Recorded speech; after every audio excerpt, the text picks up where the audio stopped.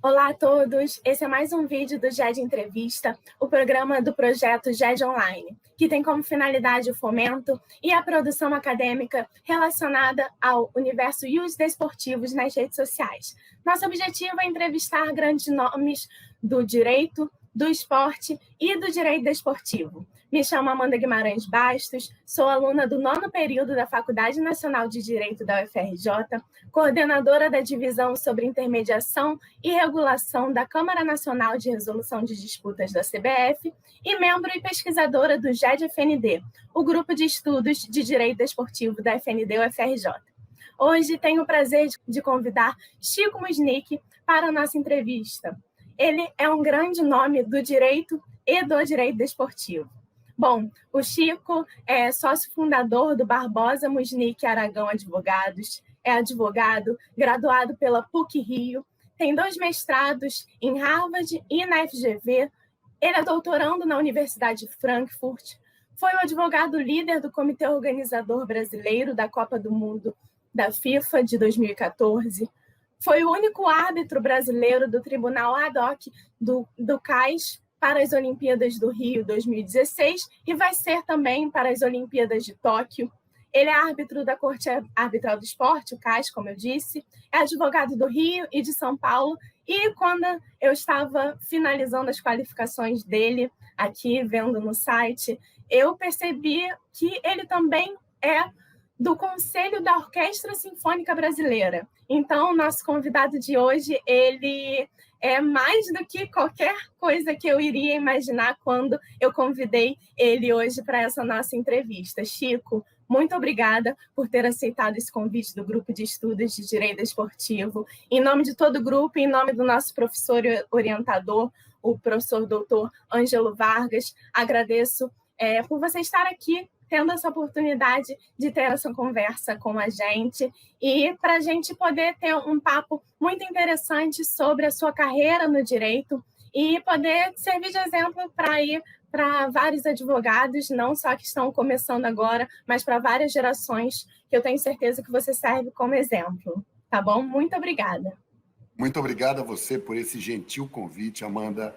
Estou muito animado, uma das coisas que eu mais gosto é de conversar com os jovens. Eu sou professor universitário há 40 anos, dou aula na PUC há 40 anos. Então, para mim, isso é uma alegria. Eu adoro, se eu puder, de qualquer forma, transmitir conhecimento, é isso que me interessa. Que cada vez mais a gente precisa de pessoas melhores formadas para enfrentar esse mundo duro que é o Brasil. Obrigado a você. Fico muito feliz com essas suas palavras. Para a gente, estudante, né, para os estudantes, é muito importante que a gente tenha esse contato mais forte com os profissionais que a gente tem como exemplo nas áreas, enfim, que a gente gostaria de se profissionalizar, enfim, de atuar, porque a gente consegue perceber como a carreira deles também pode ser a nossa carreira, né? Então, essa questão de ser exemplo também é muito importante para nós, alunos, de ter a oportunidade de bater esse papo, né? Bom, então, começando bem do iniciozinho, eu queria saber por que você escolheu o curso de Direito e por que você escolheu ser advogado, né? Olha, é uma pergunta muito boa, mas isso vem desde lá de trás.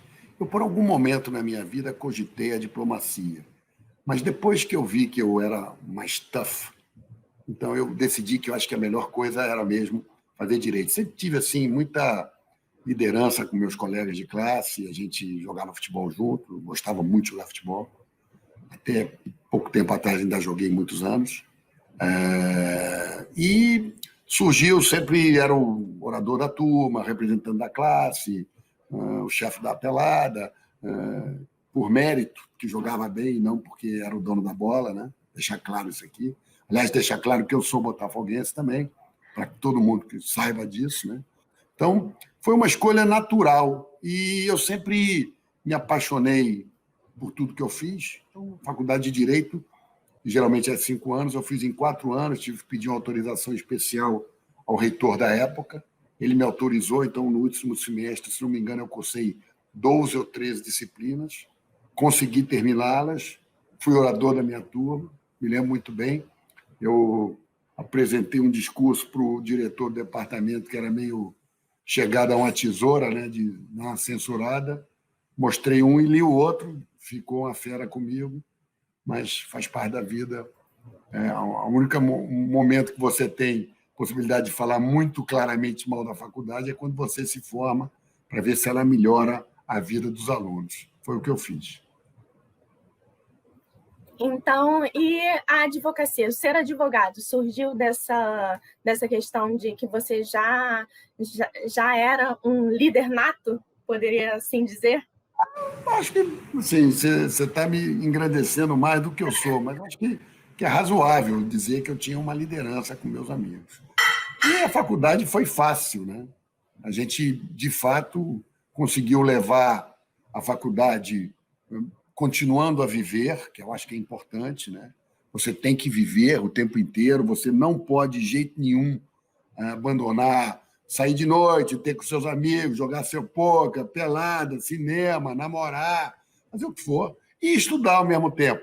Nada que é demais de um lado ou de outro se justifica. Eu acho que o melhor modelo, se eu puder falar de algum tipo de modelo de ser humano, é aquele sujeito que é muito bom em muitas coisas, ao contrário de um que é muito bom em uma única coisa, né? É o melhor daquilo. Eu não gosto desse modelo. Eu acho que o mundo é multidisciplinar, eu acho que você tem que ter uma formação muito sólida. E na faculdade eu sempre gostei muito de direito tributário. Assim, talvez fosse a disciplina, societário também, mas direito tributário foi a disciplina que eu mais gostei na faculdade, e por isso eu fui assim, especializado em direito fiscal durante quase 15 anos da minha vida. Até hoje ainda tem esse cacoete. Eu acho que direito tributário é que nem malária, você nunca se cura. Então, eu até hoje dou um pitaco em algumas defesas, são coisas que eu gosto de fazer. E o empresarial surgiu o quê? Depois de advogado? Uma história engraçada. Surgiu depois, sim. Tinha um cliente no escritório, onde eu trabalhei durante quase 20 anos, 19 anos e tanto no governo Vieira, e tinha um cliente que era General Elétrico. E ele fazia uma série de consultas fiscais e ninguém queria responder porque eles pagavam um partido mensal muito baixo. E eu vi naquilo uma grande oportunidade para desenvolver o meu aprendizado. E comecei a responder e vieram questões societárias, eu também as respondi, e eu vi que a combinação de societário com tributário e fiscal era uma combinação matadora. Me especializei também em direito societário, estudei muito, muito, muito, né? Fiz um curso de contabilidade muito bom na FGV, e aí fazia tudo que era possível para entender esse mecanismo. E eu tinha uma namorada em São Paulo, nessa época, que eu pegava um ônibus, eram 4h30, e eu ia estudando durante toda a viagem. Então, para mim, passava a viagem rápida e eu aprendi muita coisa. Ninguém vai ser grande advogado achando que é inteligente, né? Infelizmente, a vida é 95% de muita transpiração e só 5% de inspiração. Então, a inspiração só não vai te levar a lugar nenhum. Não conheço ninguém que tenha sido bem-sucedido sem esforço.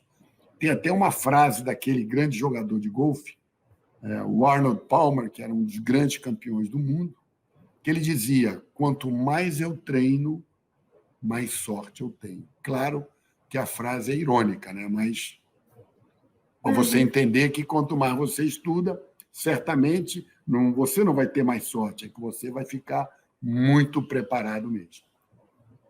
E como o esporte surgiu nessa sua vida no direito? O Botafogo, torcer para o Botafogo, teve alguma coisa a ver ou foi só uma paixão que acabou não levando uma coisa a outra? Não, é uma história engraçada. Eu fui contratado pela CBF para defender alguns casos fiscais que eles tinham.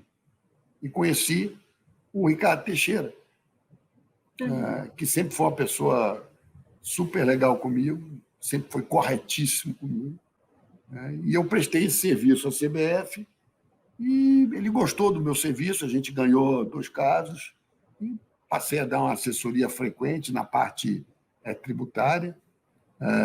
E um dia ele perguntou se eu gostaria de de participar do Superior Tribunal de Justiça Desportiva. Eu falei para ele que eu não entendia nada, mas que se ele achasse que poderia ser um aprendizado. E aí eu achei interessante, comecei a aprender uma série de coisas e foi nomeado uma comissão de revisão do Código Brasileiro de Justiça Desportiva.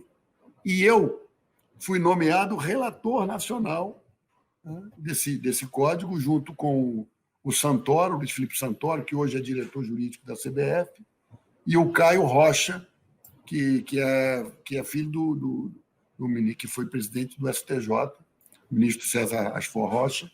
E nós três fizemos um trabalho muito bacana, fomos ajudados, criamos um secretário-geral desse trabalho, que é o meu sócio Vitor Brotrucci, que também é um dos caras que mais entende de direito esportivo, não é no Brasil, não, é no mundo.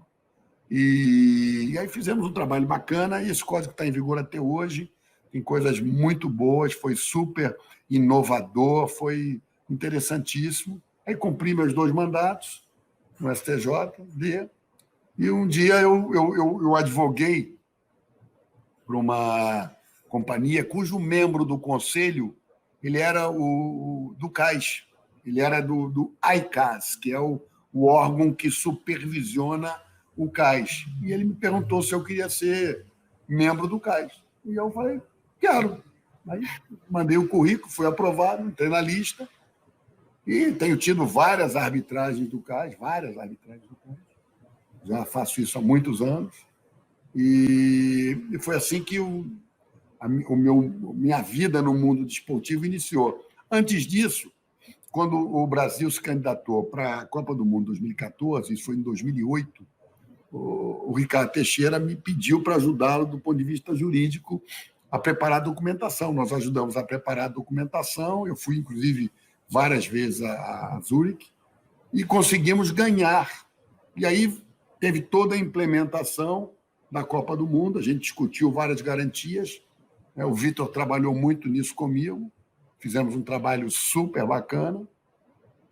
Naquela época eu tinha um outro advogado que era meu sócio, o Álvaro de Palma Jorge, que também ajudou, mas o Vitor trabalhou muito, a gente fizemos todos os contratos que eram da nossa alçada e, graças a Deus, a Copa do Mundo, criamos uma coisa interessantíssima, que foi a criação do comitê organizador local, que era auditado online. Todo o cheque que saía desse comitê era revisto pela auditoria online. Então, assim, ficou impecável o nosso trabalho, impecável a atuação desse comitê, foi espetacular. E eu acho muito engraçado, porque lá na FRJ, a gente tem algumas disciplinas de direito esportivo, e muitos alunos ali do comecinho da faculdade perguntam: como eu começo com direito esportivo? Eu quero trabalhar com esporte, quero trabalhar como esporte. E a gente percebe que no decorrer da vida do próprio advogado, enfim, a gente não olha para um advogado e fala: nossa, ele desde o início da faculdade ele sabia com o que ele queria trabalhar, não sei o quê. A gente percebe que a vida profissional ela acaba levando a caminhos completamente diferentes, aquilo que a gente não imaginava. E eu acho que você pode falar que o seu exemplo é exatamente esse. Você estava focado ali com o tributário e surge uma oportunidade, quando você viu, você já estava trabalhando com esporte, uma oportunidade atrás de uma oportunidade, não sorte, claro que não sorte, mas o direito esportivo, a multidisciplinariedade do direito esportivo permite que as pessoas que às vezes nunca pensaram que iriam trabalhar especificamente com esporte, pegar alguns casos, pegar algumas oportunidades de trabalhar com esporte, e aí uma coisa acaba levando a outra.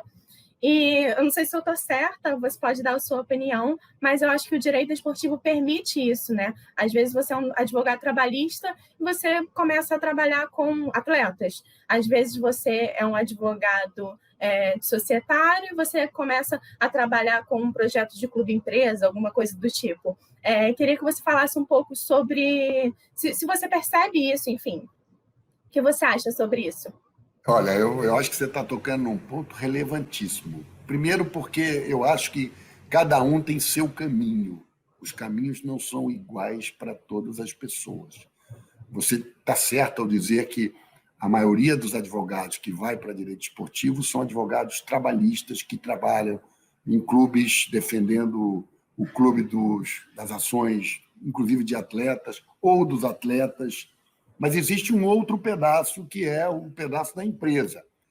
Quando o Bebeto de Freitas foi presidente do Botafogo, eu ajudei a ele a fazer mudança do Botafogo Clube Empresa. A gente criou duas empresas, acabou que não deu certo, porque o Brasil faz as coisas pela metade. Você precisa ter uma legislação que olhe isso do ponto de vista fiscal, regulatório, que resolva os problemas. A gente, às vezes, tem pouca reflexão sobre aquilo que sai.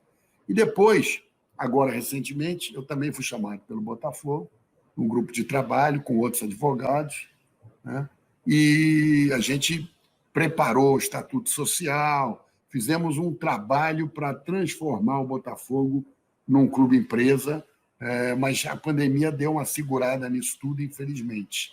Mas, assim, não existe uma regra de entrada para o esporte. Eu acho que a vida leva você, né? Vida leva eu, deixa a vida me levar. E foi assim que eu entrei. Então, assim, não existe o cara, desde o primeiro semestre da faculdade, já querer fazer direito esportivo. Eu acho que ele tem que ser muito bom em direito civil, né? Direito sancionador, a parte de direito administrativo, porque existem regras dessa natureza, ele é um direito sancionador, né? E, evidentemente, entender a parte trabalhista, os efeitos da parte trabalhista sobre os atletas, né? A legislação específica do esporte, a Lei Pelé, e todas essas...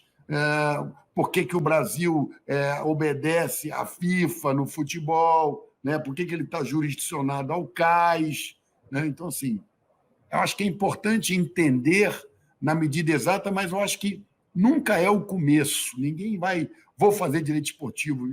Claro, você pode até ser advogado do atleta na parte de negociação dele de contrato de patrocínios com a televisão ou do clube, ou a parte trabalhista. É muito amplo. Então, assim, isso não deveria ser o foco principal. Ele é um foco coadjuvante, mas nunca, na minha opinião, só o foco principal. Com raras exceções, evidentemente, para confirmar a regra. Você falou um pouco que você participou da organização da Copa do Mundo de 2014. Eu queria que você falasse um pouco como foi essa experiência para você. Foi a melhor experiência do mundo. Eu assisti vários jogos na tribuna de honra, né? E, poxa, eu me lembro muito bem de um jogo que eu fui, que era Argentina e Bósnia. Eu me lembro que eu comprei uma camisa da Bósnia e sentei do lado de um outro bósnio e nós dois gritávamos Bósnia!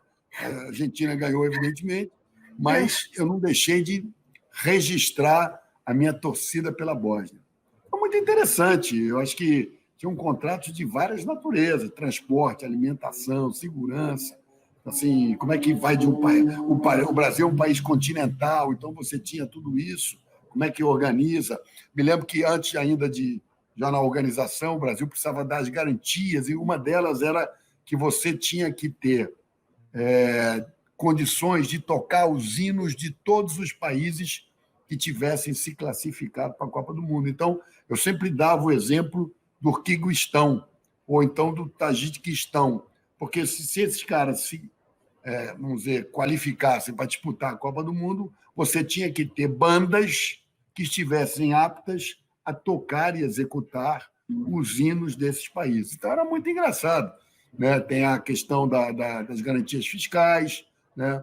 Inclusive, a FIFA conseguiu uma série de facilidades. Uma delas é poder constituir uma sociedade no Brasil com um único sócio. Hoje já se pode até nas limitadas, depois veio a Eireli. Então, assim, você tem uma série de coisas que são legados dessa Copa do Mundo, né? Os estádios brasileiros foram totalmente modernizados. Então, assim, tem coisas muito legais para o torcedor, né? Pelo aspecto do torcedor, tem coisas surpreendentes. Muitas vezes as pessoas falam muito desse legado da Copa do Mundo, das Olimpíadas, e a gente aqui no Rio, a gente percebe, a gente vai ali para a Barra da Tijuca, a gente vê diversas arenas, diversos estádios, mas o legado da Copa do Mundo e das Olimpíadas, ele não se limitou só a essas construções, mas também para os profissionais que atuaram nesses grandes eventos, né? E a próxima pergunta que eu até tinha pensado já para você é se você acredita que a realização, né, desses dois eventos, da Copa do Mundo e das Olimpíadas aqui no Brasil, impactou de alguma forma o direito desportivo brasileiro. Assim, a gente poderia dizer de um direito desportivo antes e depois da realização desses eventos aqui no Brasil? Eu diria para você que sim, mas eu quero fazer uma ressalva. Quer dizer, as pessoas discutiram muito assim, poxa, por que não investir no hospital e fazer uma Copa do Mundo? Por que não investir em educação e fazer a Copa do Mundo? E eu respondo, por que não fazer tudo? Né? Quer dizer, questão de prioridade é questão de prioridade. Né? Melhor, em vez de criar empresas de petróleo do Estado, fazer outras coisas. São opções. Então, tem sempre uma discussão sobre qual é a melhor opção para o Brasil. A própria pandemia está mostrando que a gente precisa, de uma maneira muito ativa, olhar para a saúde do povo brasileiro, né? Olhar para as condições que esse povo teve e, de uma certa maneira, aplaudir o nosso sistema universal de saúde, onde todos têm direito à saúde. Então, assim, coisas que são interessantes. Agora, eu acho, sim, que a partir da Copa do Mundo você teve um interesse enorme da juventude.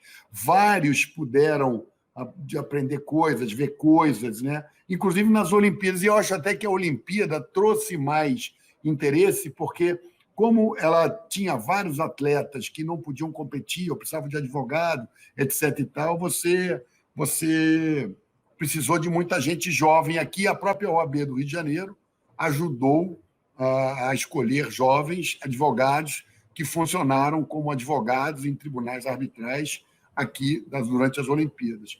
E curioso, porque como tinha tido aquela confusão com a Rússia, né, que foi objeto, inclusive, do relatório do professor McLaren, né, que apontou como é que o esquema se desenrolava, você teve uma série de atletas que não tinham nada a ver com o que aconteceu, querendo disputar, e vários deles eram negados, e eles recorriam ao CAIS, e várias vezes eles foram absolvidos e puderam competir. Eu dou o exemplo da Efimova, que eu acho que tirou o primeiro ou segundo lugar na prova em que ela entrou.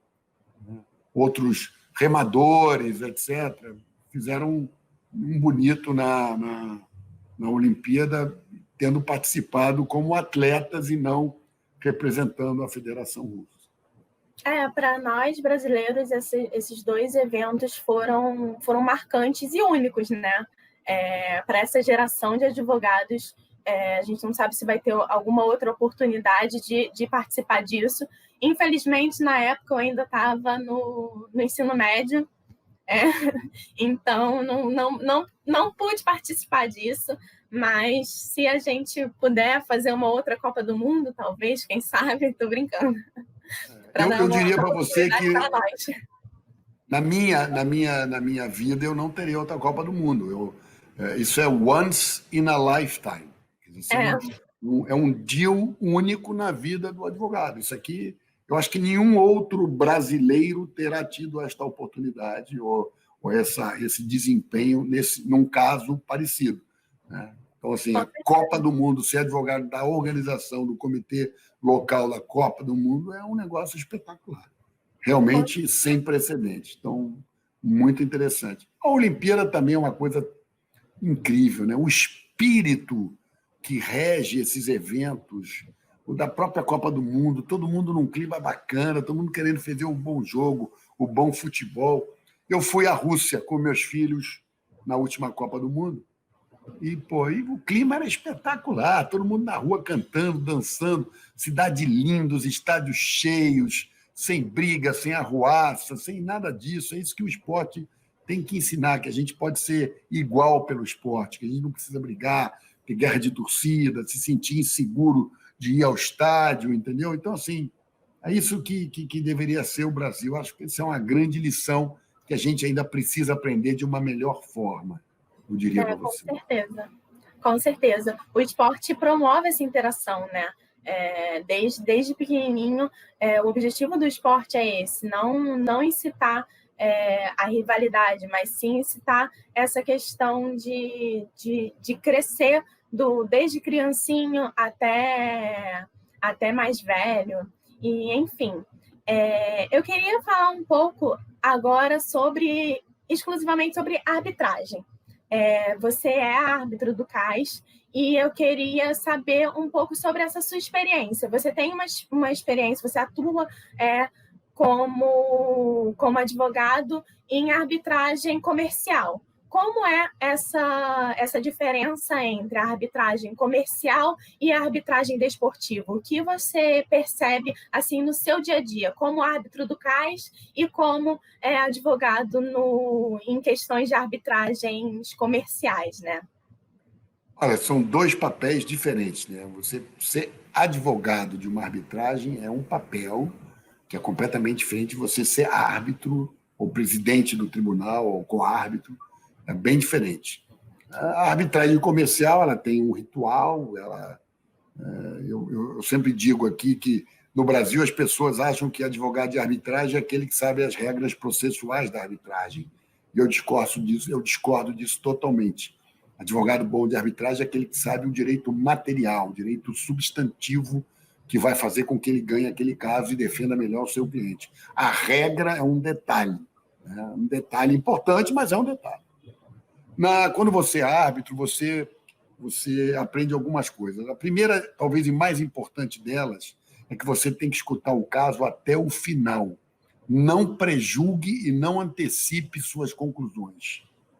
Todos os argumentos têm que ser escutados e ponderados até o último argumento apresentado. Isso é uma outra coisa muito importante. E você preste atenção nas pessoas, nos argumentos, porque essas pessoas passaram horas e horas, dias e dias se preparando para apresentar o caso para você. Na arbitragem desportiva, existe uma característica que ela é muito célere, e o objetivo é ser célere mesmo, porque às vezes você precisa de responder imediatamente se um atleta vai poder disputar alguma coisa, vai poder fazer alguma coisa ou não fazer alguma coisa. É muito importante, mas ela é diferente das outras, né? Você tem um hearing, onde as partes apresentam seus pontos, aí depois existe uma réplica para cada uma, né? Apresenta, contesta, replica e triplica. E aí o painel se dá satisfeito ou não se dá, e depois você tem o que a gente chama de deliberations, que você conversa com os membros do painel e tenta criar uma unidade de pensamento em torno daquele caso. Então, assim, isso é realmente importante e isso é, vamos dizer assim, o lado mais relevante dessa arbitragem. Então, são coisas diferentes, tá? E o mood, você tem que ligar o modo... Um é modo avião, o outro é pleno vapor. São coisas que você tem que mudar o modo operandi do seu foco aqui. Focado, evidentemente. Uhum. Trazendo até um exemplo do que eu vejo muito na Câmara Nacional de Resolução de Disputas, você comentou sobre o Vitor Butrucci. Eu gostaria de fazer um agradecimento especial a ele. Ele é o presidente da CNRD, então eu trabalho diretamente com ele no meu estágio, e quando eu era estagiária, né, agora como coordenadora, e o Vitor gosta muito de um gráfico que a gente tem lá na CNRD, que é a evolução do número de casos com cláusula compromissória para a CNRD e os sem cláusula compromissória. Porque quando a CNRD começou, o número de casos com cláusula era lá embaixo. E o número de casos sem cláusula era lá em cima. E no decorrer dos meses, essas linhas se cruzaram e o número de processos com cláusula compromissória foi crescendo no decorrer dos anos, né? E hoje em dia é um gráfico assim em X que mostra uma crescente do número de casos com cláusula e o número de casos sem cláusula indo lá para baixo. E a gente percebe que o número de casos com cláusula compromissória para a CNRD mostra que o próprio mercado do futebol brasileiro está aderindo à arbitragem, está aderindo à CNRD para dirimir as suas disputas. Por que eu estou perguntando isso? Por que eu estou dando esse exemplo, né? Porque eu quero te perguntar se você percebe que a arbitragem desportiva aqui dentro do Brasil ela está aumentando. Se esse número de casos assim é específico da CNRD ou se você percebe que é um movimento da própria arbitragem desportiva aqui dentro do Brasil.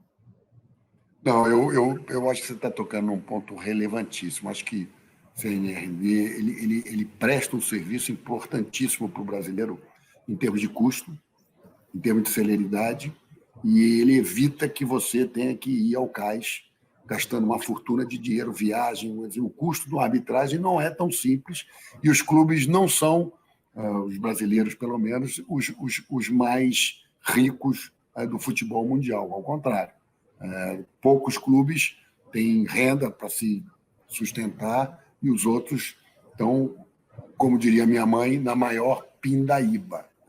Então, eu vejo, sim, a arbitragem, não só do ponto de vista desportivo, tá? Eu acho que a arbitragem é a grande reforma do judiciário.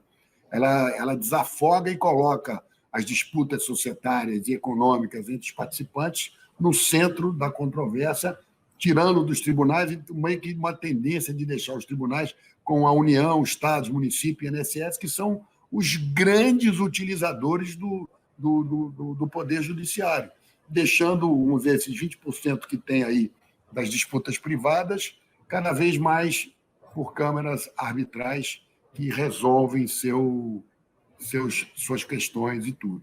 E eu vejo, sim, uma tendência cada vez maior, confiabilidade, né? Quando você nomeia um ato, você sabe que mesmo que você não ganhe, que aquele ato que você nomeou terá o direito, ele examinará todos os seus argumentos, mesmo que ele não te dê razão.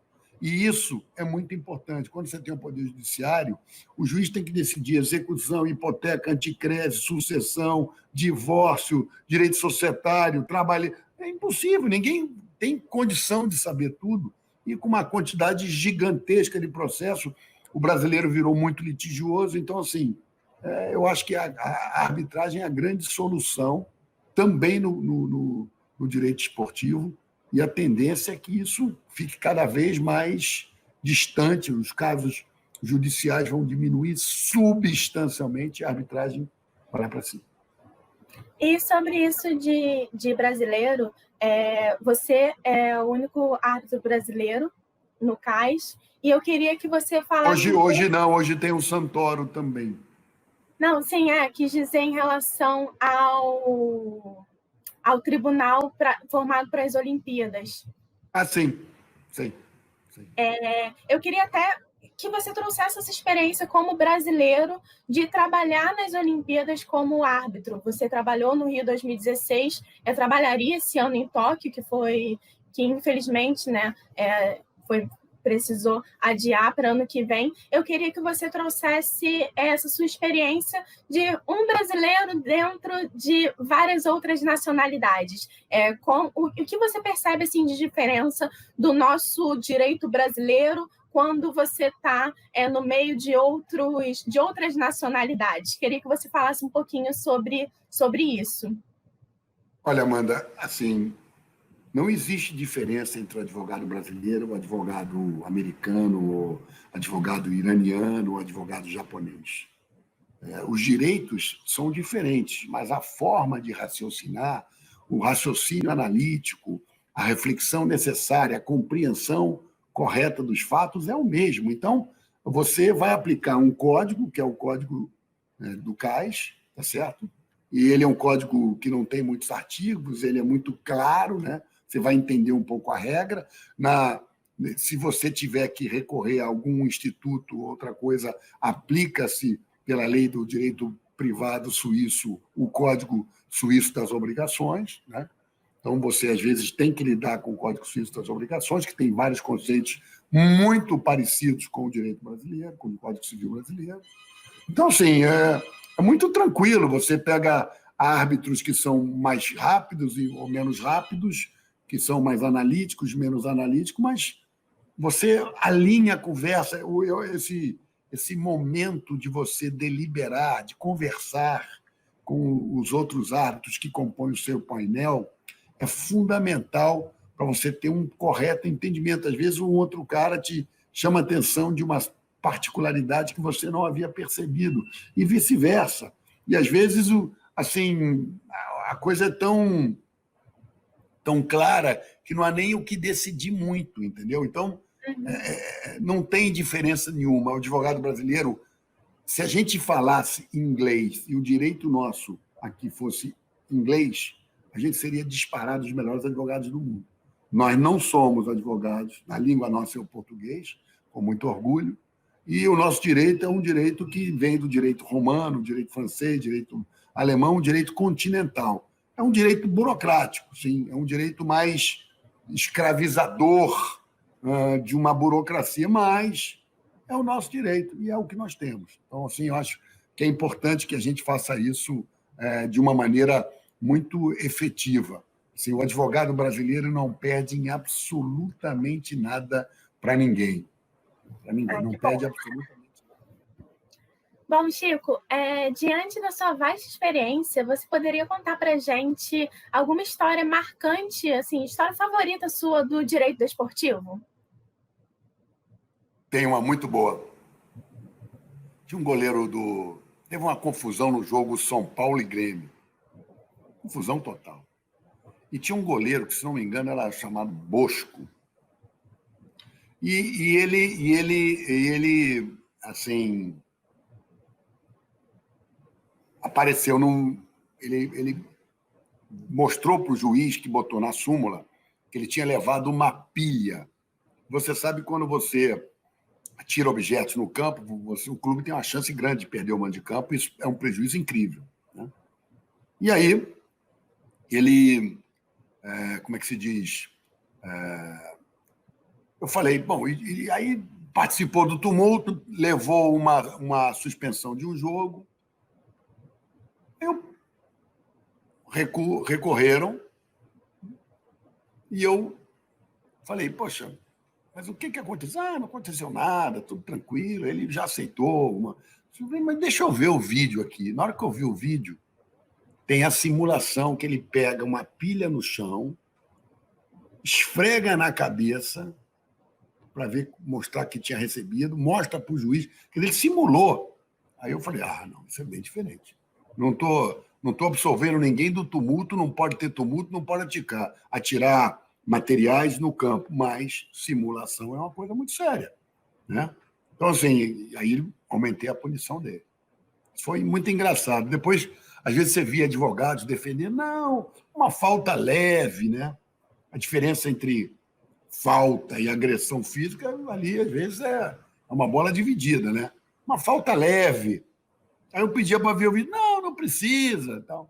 Aí você olhava o vídeo, o cara dava uma rasteira no outro, ele subia 5.000 metros. Falta leve. Então, assim, era divertido ver como os advogados, vamos dizer, de uma forma até muito brilhante, tentavam enquadrar o cliente deles numa categoria de penalidade mais baixa, escrevendo, até com uma certa humor, ironia. Muito divertido. Eu peguei muito bons advogados no tempo que eu era do tribunal, no STJD. O Mário Bittencourt, que foi presidente do Fluminense, era um ótimo advogado. Aparecia lá. O Moro, que já faleceu, também era um ótimo advogado. Aparecia lá. E tinha o representante vamos dizer, o Ministério Público do Tribunal, o Paulo, era duríssimo, nossa, duríssimo. Às vezes eu brincava com ele, Paulo, você hoje vai decapitar ou enforcar? E ele brincava, ria muito, não sei o quê, fazendo uma figura. É até uma boa sugestão para o pessoal que está começando agora de assistir essas audiências, né? Muito boa sugestão. Esportiva do Rio.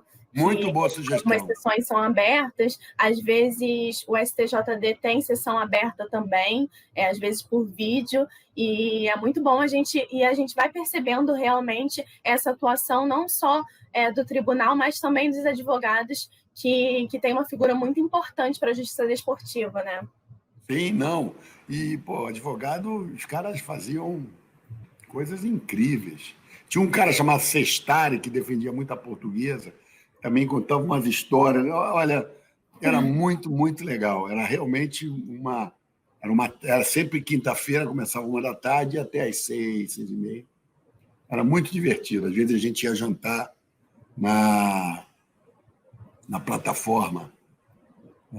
Desculpe, no porcão ali do aterro. Então era muito divertido, era bem legal. Uma boa experiência, sabia? Você também faz muitos amigos, gente do esporte, gente boa, todo mundo na boa. Eu acho que é muito legal isso. É importante você fazer amigos em todos os lugares que você vai. Muito legal mesmo. Com certeza. E agora, a gente encaminhando já para o final, eu queria fazer 2 perguntas.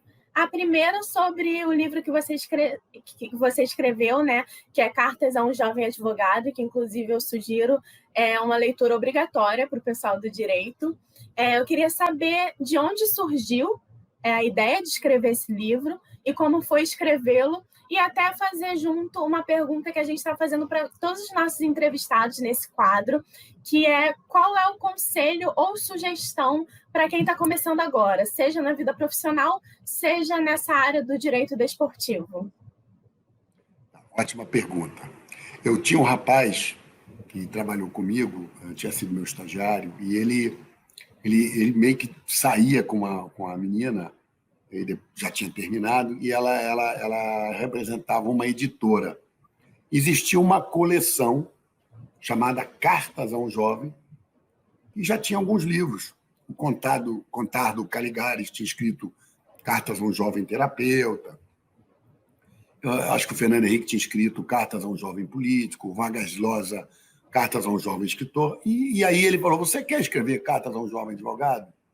Eu nunca tinha pensado naquele momento de que maneira eu iria abordar isso, mas eu organizei um livro muito legal e acho que realmente é um livro muito útil para o jovem advogado, para o estudante, assim, e tem bons conselhos que são para a vida inteira. Então, eu fiquei muito orgulhoso de fazer isso.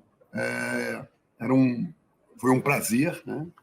Eu ditei muitas histórias, eu trabalho muito ditando, gosto. Então, assim, foi muito prazeroso abordar cada capítulo, o que eu vou focar aqui agora. E essa nova edição, que a primeira foi pela Campos Elsevier, a segunda já é da Sextante, ela é uma edição que eu ampliei, eu dei outras, revi um pouco algumas questões do livro, ficou muito interessante.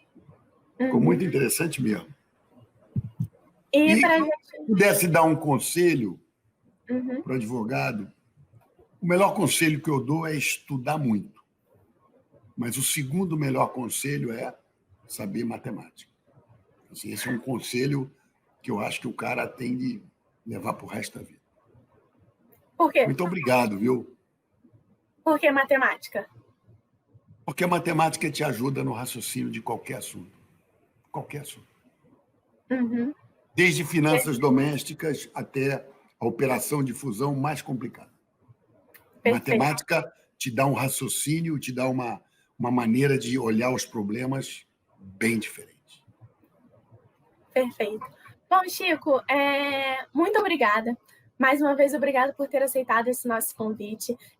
O objetivo do GE de Entrevista é exatamente trazer experiências para a gente poder compartilhar e servir de exemplo, contar histórias para as pessoas que têm interesse em seguir na área, ou, enfim, não só o pessoal do direito, mas também de outras áreas, porque eu acho que através das experiências a gente consegue refletir, a gente consegue ter ideias, a gente consegue traçar os nossos objetivos.